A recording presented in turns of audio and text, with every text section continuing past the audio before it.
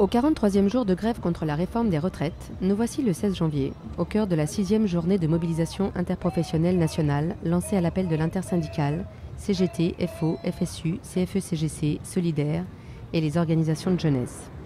Malgré la récente annonce faite par Édouard Philippe de suspendre provisoirement la mesure de l'âge pivot, malgré les réunions et les promesses faites au corps enseignant, les manifestants étaient nombreux dans la rue.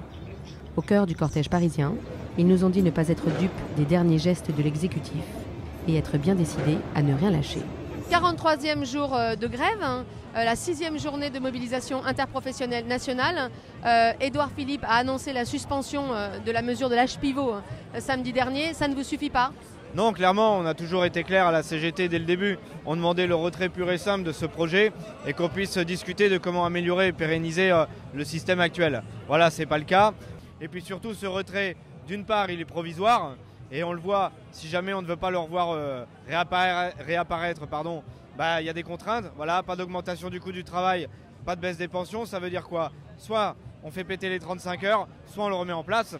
Et puis surtout, l'article 4 du courrier de M. Édouard Philippe est clair. À partir de 2027, l'âge pivot revient. Voilà, ce sera 64 ans. Donc le retrait, il est que provisoire et c'est uniquement sur la mesure à court terme.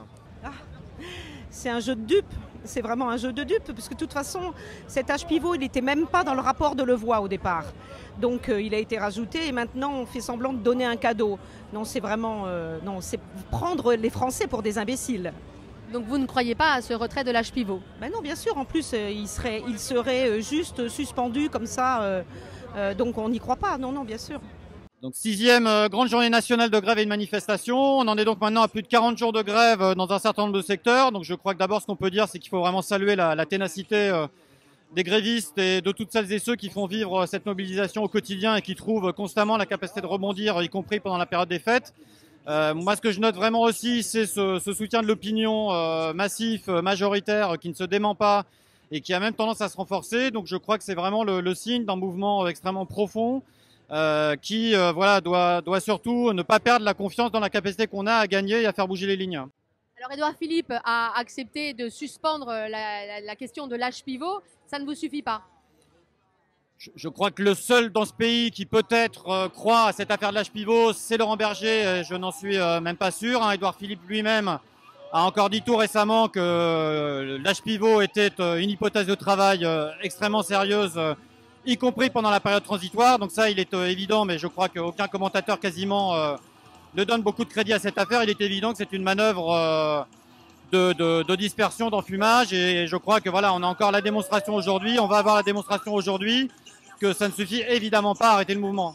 Vous êtes toujours mobilisé contre cette réforme des retraites, malgré l'annonce par Édouard Philippe la semaine dernière de la suspension de l'âge pivot ? Oui, tout à fait. On n'est pas dupes. On sait parfaitement que c'est une annonce médiatique, que le recul de l'âge pivot, c'est qu'un recul, que ça finira par être mis en place. Et on a parfaitement analysé le projet de réforme par points. Les femmes seront les grandes perdantes de ce système. On calcule la retraite sur toute la carrière en ne prenant pas en compte les congés maladie, les congés parentaux. Clairement, comme je dis, nous ne sommes pas dupes. Mécaniquement, on aura moins et on devra travailler plus longtemps.